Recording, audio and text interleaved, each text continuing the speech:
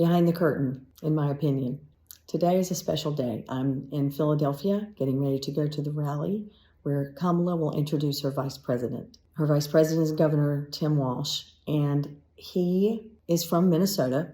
He was the chairman of the Democratic Governors Association this year. I had the good fortune of meeting him and hearing him as he spoke to a crowd of people. We were gathered for a fundraiser for the Democratic Governors Association, and I know I'm not talking out of school when I say to you the Democratic governors were together trying to figure out what they could do as individual governors to handle immigration, because there had been a bill that was offered up on the floor that was a bipartisan agreement. It was ready to go, and the other guy decided that he wanted to make it a campaign issue.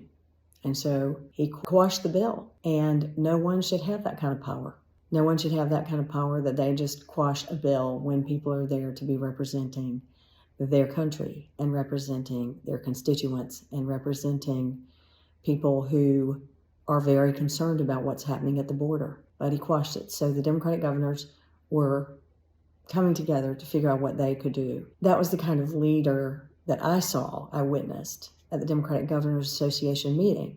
Somebody who was actually pulling governors together. He's also got a pretty fine track record as governor in Minnesota, but let me just say personally, which is what you came here to find out, personally, I think that this has been a great choice for Kamala. I've been talking about how governors in the battleground states were good choices for Kamala because we need to carry those states. Why do we need to carry those states? Well, there's this thing called the Electoral College, and I would like to see in my lifetime the Electoral College being abolished. A lot of people have tried. A lot of people smarter than I am and stronger than I am have tried to get rid of the Electoral College, and perhaps we will someday. I still think of a world where we don't have to have an Electoral College and we can elect our officials out of popular vote. That would be a really wonderful thing. But what she's facing is she needs to win the battleground states. And so she kept her strong Democratic governors where they were. And though Governor Walz is a strong governor, he's in Minnesota. Minnesota typically votes Democratic.